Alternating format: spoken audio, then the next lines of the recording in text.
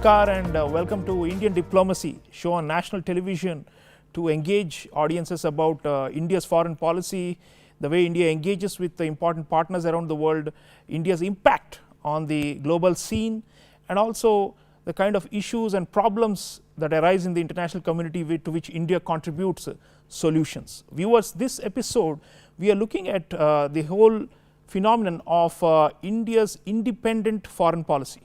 India has been an autonomous player on the world stage for a long time. It has a reputation for making up its mind and making its choices and votes in its own independent fashion without falling under the pressure of any power bloc. To explain this phenomenon and all its manifestations and how it actually plays out in world fora, I have a very special guest with me today, Ambassador Anil Trigunayat. Ambassador Trigunayat has been India's ambassador to Libya and Jordan. He was also Deputy Chief of Mission to Russia, and he is a distinguished fellow at an important think tank of the country, Vivekananda International Foundation. Thank you, Ambassador, for being with me. Thank you, Professor Chaulia. It's such a pleasure always to be with you. Ambassador Trigunayat, when we talk about India's stature, it has been rising in recent years, especially in international fora like the United Nations. We got 184 out of 192 votes to become to get the non-permanent seat in the Security Council, and we have conducted ourselves very honorably and with distinction this 2-year term in the Security Council. We have huge backing in the UN General Assembly also, and all of this is in some way or the other linked to this theme of the show, which is the independent mind and approach and attitude that we bring to world affairs. So to begin with, why has India always been like this? I mean, why are we not amenable to being bent to the will of this side or that side, and why do we continue to have that streak of acting freely without favor or fear in our own national interest, but also in the well-being of the global good? Well, I think that we have had quite a terrible experience during the colonial era. And therefore, when India became independent after the Second World War, obviously we had to look at what will serve our interest the best. And the world got divided into these two power blocs, which had their own agendas, basically trying to balance the world powers. But in India in that time, along with large number of developing countries, and seeing that our world was still thoroughly colonized, India took up the cause of the developing world, and since then we have continued to stand for the developing world. Secondly, we also look at the whole world in the Vasudhaiva Kutumbakam philosophy. So whenever you are looking at from that point of view, it does not fit into the bloc power politics, very simply put. And thirdly, I think is the most important thing for India when it's driving its foreign policy, and every foreign policy tries to do that, is to subserve what is India's national interest. Now, when I say national interest, it is not parochial kind of a national interest. It is an interest which is it's an enlightened self-interest. Right. So, which is for the world. Like when we vaccines, for example, the vaccine Maitri or diplomacy that we conducted, providing medicines to the world. Likewise, what India stands for? India stands for peace, because peace is something that is absolutely essential for our developmental paradigm. So whenever there has been a conflict in the world, wherever it is, India has always spoken in one voice, clearly, consistently, and throughout, against any kind of external intervention, and we have a history of that. Whether it was, I was myself ambassador to Libya at the time when the NATO powers misused that, the UN resolution. India abstained at the time, much to it cost us a great deal at the grassroots level, but at the same time India stood its ground. Likewise, in the Russia-Ukraine war, what do we want? Essentially, we want peace, we want dialogue, we want diplomacy, we want the UN Charter to be respected, for which we have been the founding members. So essentially, what we are looking at is that every country's land boundaries, territorial integrity, sovereignty must be respected. So the notion that we are actually partisan or not on the right side of history, as some critics say, is completely misguided. But actually, what we are saying is we are working towards solutions, right? And we want to take a position that enables solutions. But how do we resist the pressure? I mean, this is something audiences want to know. As diplomat, there are always bigger players wanting us to toe their line. but India says no, I'm going to make my own independent judgment. Dr. Jaishankar has said, I am not going to let others play mind games on me. Correct. So how do we resist the pressure? And please tell the audiences, give us an instance. You see, there are two things. One most important thing is who we are. We are an ancient civilization. We have a voice in the world. We are the second largest population in the world. Today we will be the number one. It will become the second largest or the largest market very soon. It will become the third largest economy. So irrespective of the fact that big powers, whatever they want to say, they cannot afford to ignore India. Right. So India has its voice because it stands on its own. It wants friendship with all the countries. And that's what precisely we have. We have been able to navigate among the superpowers pretty confidently throughout. Now you see that during even the Russia-Ukraine crisis, large number of foreign ministers or the leaders came to India. It has been unprecedented. They didn't go to any other country. To try and sway us. But yes. India was able to convince. Today we are members of the Quad, we are members of the BRICS. We are members of the SCO, at the same time IPF and all. So we are trying to be a balancing force. Right. Or a swing state in certain way. And if we can bring about peace by our efforts, nothing like it. Absolutely. So viewers, enlightened self-interest says Ambassador Anil Trigunayat, and that's what India stands for on the international stage. And there's no better example of it than the ongoing Russia-Ukraine crisis.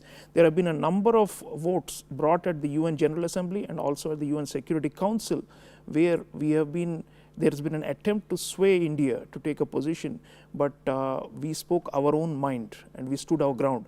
On this point, I have a video clip of India's permanent representative to the UN, Ambassador Ruchira Kamboj, talking about why we voted in a certain way at the UN General Assembly. Let's hear her and then continue the discussion.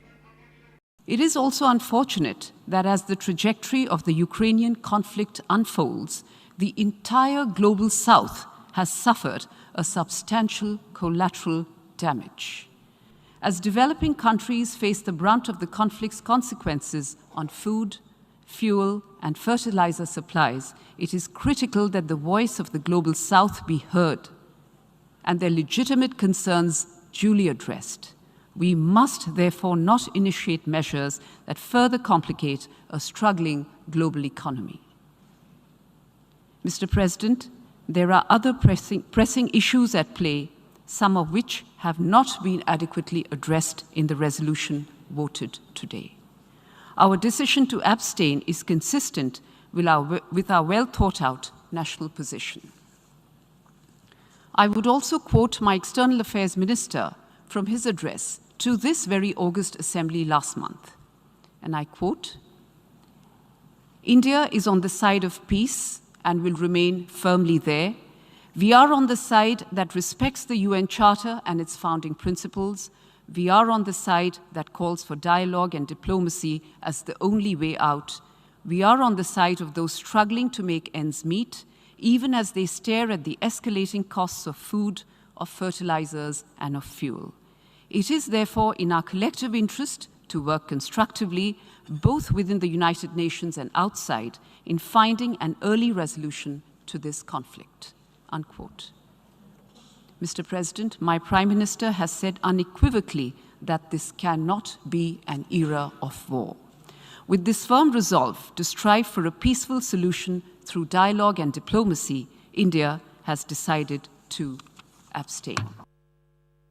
Viewers, people are often perplexed, why is India abstaining on a number of votes in the UN?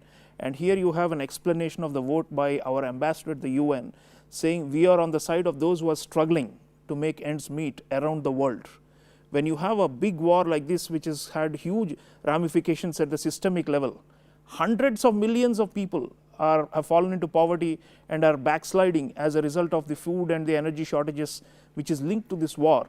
So it's not only the plight of the Ukrainians and the civilians who are suffering on the battlefield in Europe. This is actually about the global south as a whole, and that's what she's saying. Ambassador, often the way the resolutions are worded, Ambassador Kamboj was saying, is not acceptable to us because that simply seems to pave the way for prolonging the war and to making it perpetual, which is prolonging the misery of the global south. Absolutely. In fact, if you remember in the beginning itself in February, we had said that the diplomacy was left out much too soon. I mean, that is something that India believes that dialogue and diplomacy are the only way. And we are not only saying in this context. If you come to think of it between India and China, since Galwan it's happening, we have preferred dialogue and diplomacy to going on a conflict or escalating it. So what we are saying, we practice as well. Right. At the same time, here in this case, India has always stood and has been a voice of the developing world.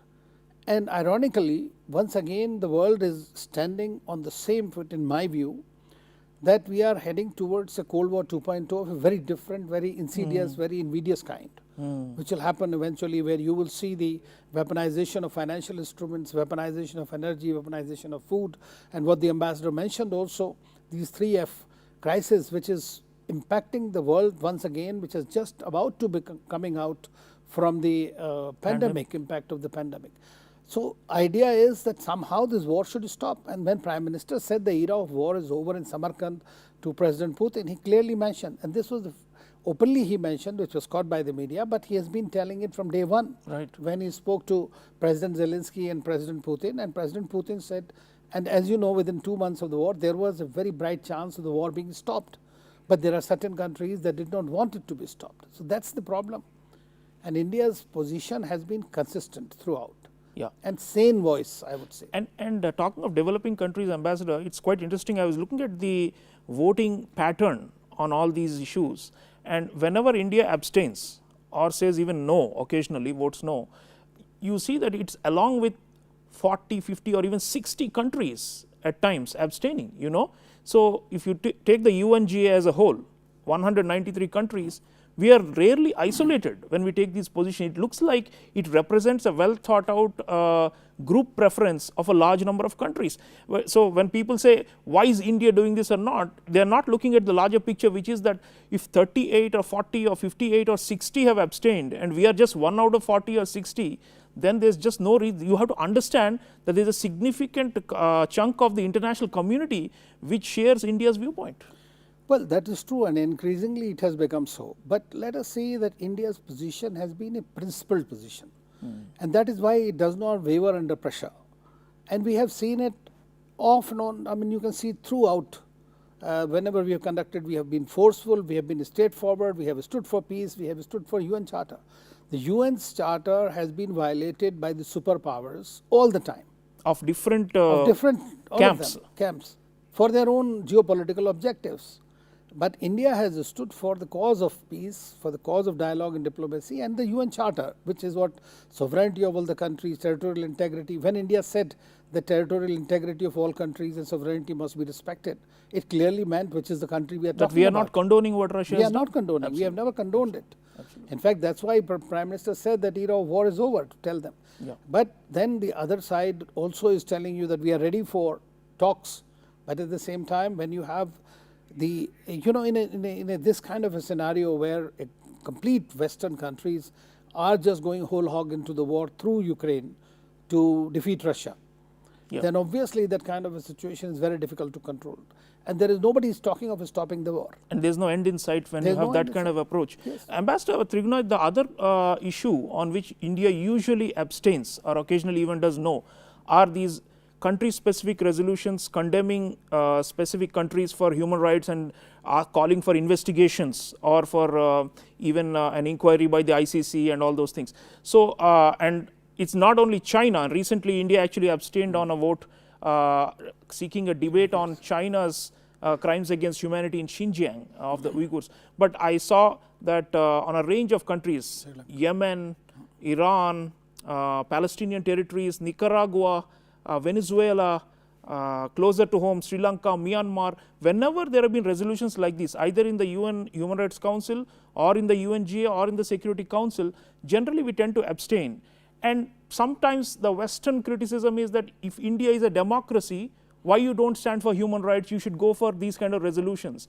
But the truth is more complicated, right? And you were ambassador to Libya, and you know what happened when in the name of human rights, resolutions were passed and they were abused to justify a NATO intervention and even regime overthrow of Colonel Gaddafi in 2011. So how is it that we still hear these voices when we know that the human rights itself is being weaponized, and we cannot be sure how objective or neutral a human rights agenda is?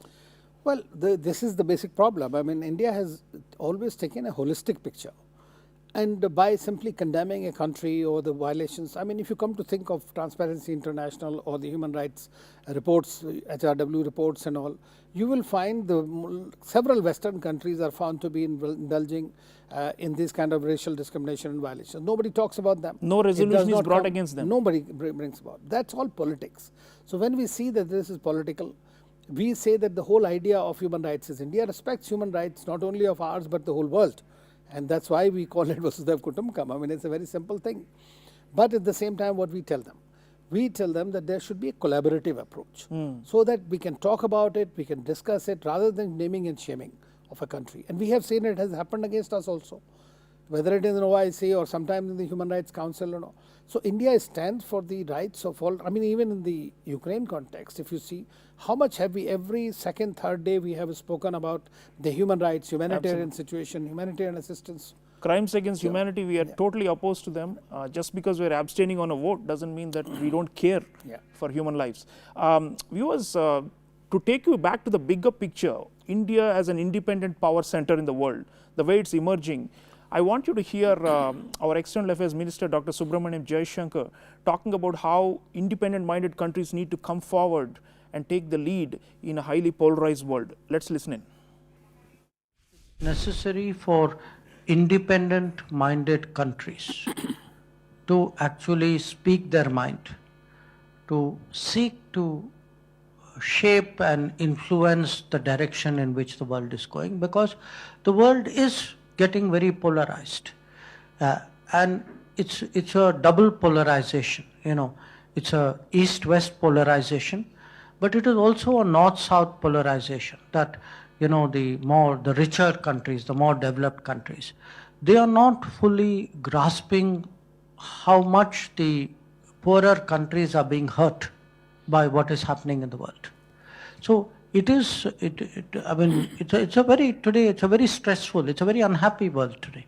I mean, countries are struggling, and in this, those who have the confidence, the experience, the capability to speak out, it's important that they do, that they don't go with the tide, so to speak, and to ensure that I think voices of reason, of sanity, of sobriety are needed at this point of time, and certainly I see India as such a voice, and to the extent there are other countries with a similar bent of mind and who also would like to think and act in a similar manner, I think it would be a very good thing. So viewers, Dr. Jaishankar talking about a stressful and unhappy world, and we are in one such, full of crises and a lot of suffering going on, and it's in this kind of context where he is actually calling upon independent-minded countries to speak up, to take positions based on their own principles and interests, and also to come together. But this is of course very different from the era of non-alignment and all that. We are in a 21st century. Ambassador Trigunayat, values and interests, always there is a balancing act between the two, and Dr. Jaishankar often talks about it.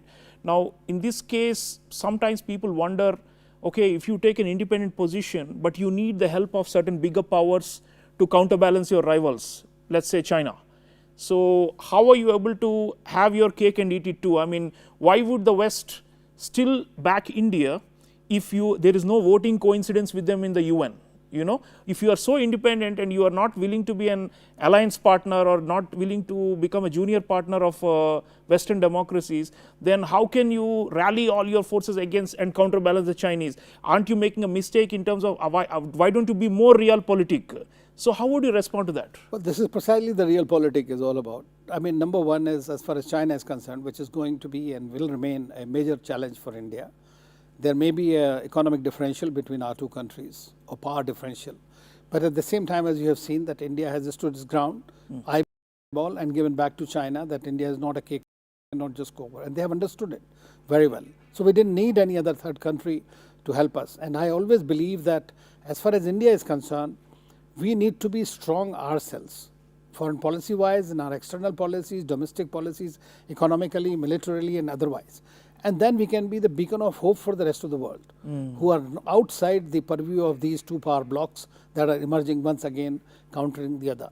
For example, now, today, I mean, it is no longer the NAM world as used to be in 50s, 60s.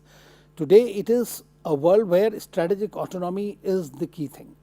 And India is not the only country which is practicing strategic autonomy. If you see that large number of Middle Eastern countries which are rich, strong, want to follow the same kind of policy, they don't want to get into this. They are following Act East policy to a great extent because the pivot is moving towards Asia. And therefore, India has become a strategically extremely important country. Those countries would have never come to India the way in droves with their foreign ministers, and they're trying to persuade India because they're the largest democracy. Our word counts, our vote counts, our what we say means, and we have a strong leader who, when he speaks, the world listens to him. Yes. That's why they in the Quad summit, you remember when it happened, India clearly, Prime Minister Modi clearly conveyed it to his counterparts, President Biden and the other two, that this is our position and why it is our position. We are not condoning the Russian aggression, but at the same time, the causes of that cannot be forgotten. So I think that India can, in my view, in times to come, will be able to lead this new kind of a grouping called Nations for Strategic Autonomy.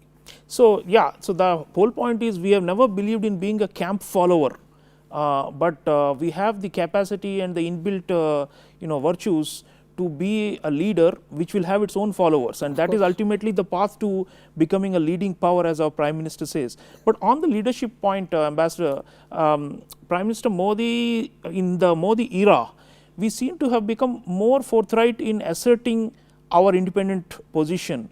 And if somebody bracketed us as pro-Western or as a pro-Chinese or pro-Russian, we don't fit any of that. And as Dr. Jaishankar says, we take sides and we only take India's side. Absolutely. And on that point, I think where does that come from? I mean, we have a tradition, we have talked about even since post-independence, the post-colonial, the siding with the downtrodden and with the underdogs and with the global south, that is there.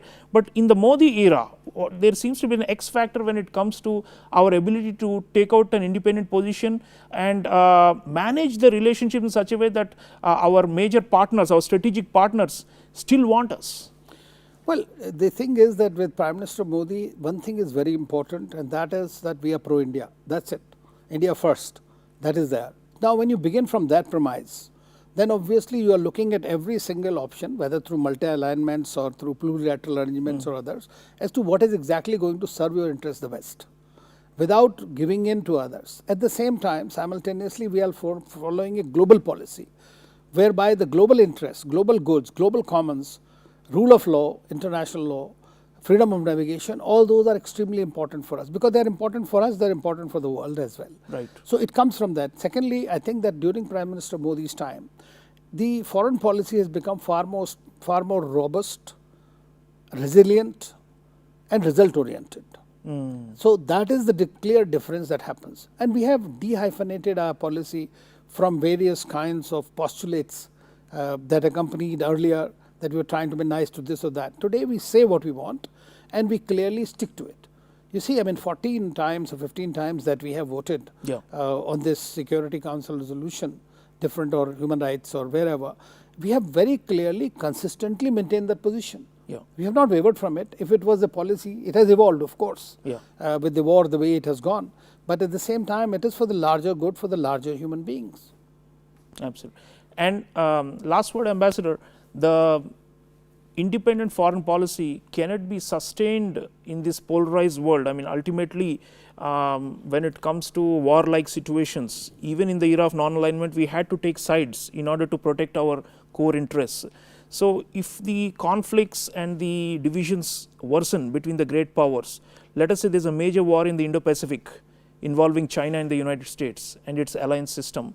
I mean, can we then continue to be on the say that we are in the interest of peace, or I think we'll have to take a geopolitical call also. But if it's a war happening 3,000 miles away, perhaps India, it's a European war and we don't feel the same way. But if it's going to affect the balance of power, I think we'll approach it with a more hard-nosed way. So I think there is still some nuance in the way we are going to approach this. You know, one thing is very clear that even though the war was 3,000 kilometers away, but at the same time, you know, in the beginning we had a bigger problem of it bringing out our people. I mean, 22,500 students that had to be brought out. Many other countries also we assisted. We are known for these HADR measures and evacuation successfully from all over the world. So different conflict zones, I have done it myself from Libya. So we attach a great importance to that.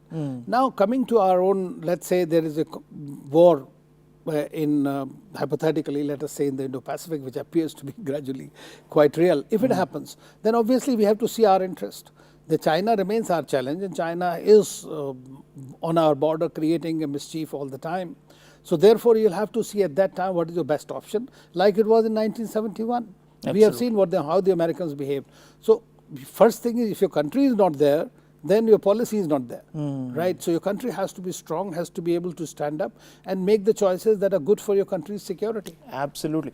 Country that has to be strong and stand up for its values and interests, and that's what India is. Viewers, no shame in any position India has taken on any global issue in the last few years. If you actually study each of these decisions, it explains itself. The fact is that India is becoming a major power in the world, and it is more adamant on some things, but it's also more flexible on other things. And at the bottom line is navigating India's rise to become a leading power in the world requires this kind of core inner strength, and that's what we are showing in our foreign policy.